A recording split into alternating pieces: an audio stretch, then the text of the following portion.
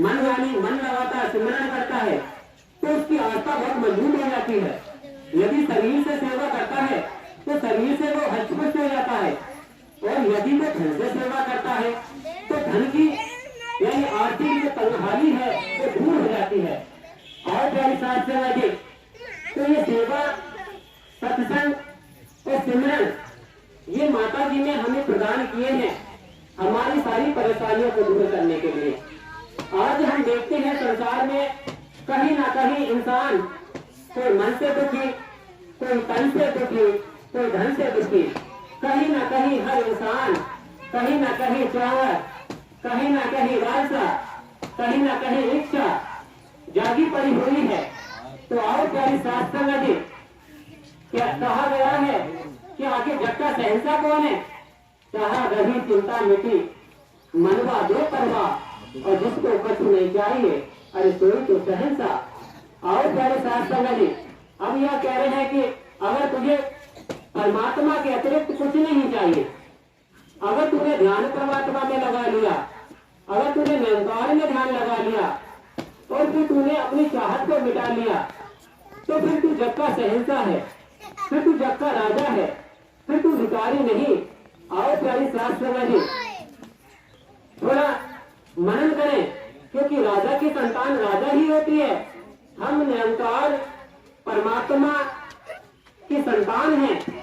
हम पे सदगुरु ने बड़ा एहसान किया है, हमें इस इटर्नल पावर के साथ जोड़ दिया। और प्यारी शास्त्र जी, थोड़ा एहसास करें, यदि हमारा सिमरन जाते से बढ़ता चला जाए, जाते से ज्यादा सत्संग बढ़ती चली जाए, सेवा बढ़ती चली जाए, तो ऑटोमेटिक क्या होता है, हीलिंग पावर आनी शुरू हो जाती है। अभी साइंटिस्ट परेशान हो जाते हैं, डॉक्टर परेशान हो जाते हैं, मेडिकल साइंस जहाँ फेल हो जाती है, बार बार दान चमत्कारों का जिक्र करता है। वही जैसे कि पहले बताया, जसपुर साहिब की बहन जी थी, बहुत परेशान थी, चेकअप करा के हार गई, डॉक्टरों ने मना कर दिया आपके लतीन में कोई संतान नहीं है। और पहले शास्त्र जी, जहाँ मेडिकल लाइन ये कह दे कि आपके लतीन में संतान नहीं है, उस माँ का हाल क्या होता होगा, कैसी उदासी निराश भरी वो रहती थी। तो एक बार आप जैसे संत महात्मा की नजर पड़ गई उस बहन जी पे और कहने लगे कि आप इतनी निराश उदास क्यों रहती हो। बहन जी ने अपना सारा वृतांत बता दिया। तो उन्होंने कहा, सतगुरु पातशाह, सच्चे पातशाह के पास कोई कमी नहीं, आप भवन में आओ, आप वहाँ महात्मा जी से सेवा मांगो, जैसे वो बताते हैं आप उस प्रकार से सेवा करना। बहन जी को चप्पलों की सेवा दे दी गई। वो जो भी संत महात्मा आते, चप्पलों की सेवा यानी उनकी चरण धूलि को लगा करके माथे से लगाते थे।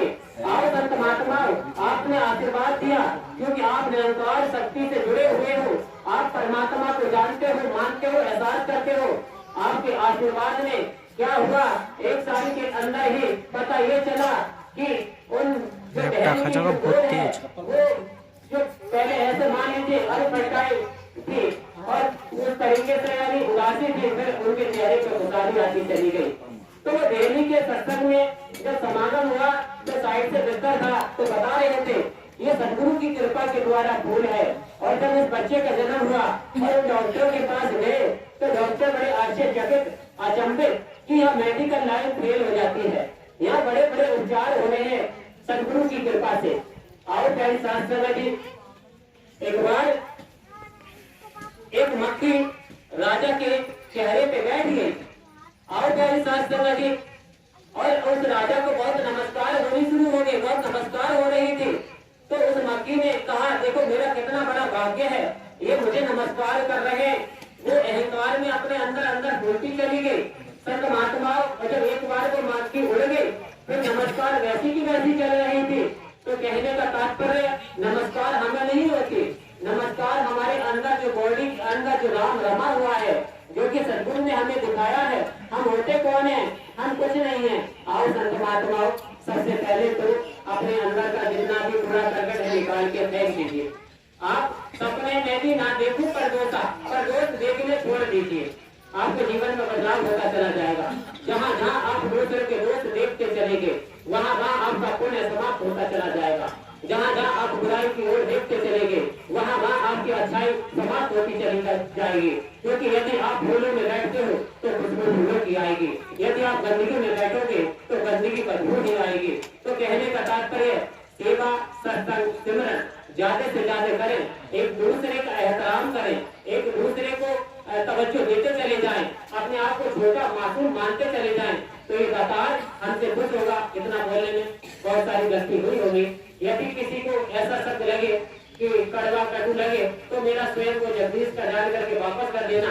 यदि कोई अच्छी बात लगे तो मेरे सदगुरु माता सुरेक्षा सुरेंद्र देव जी महाराज के स्मरण करके अपने जीवन में धारण करेंगे तो जीवन में खुशहाली आएगी। प्यारी सास समझिए, प्यार से कहिए।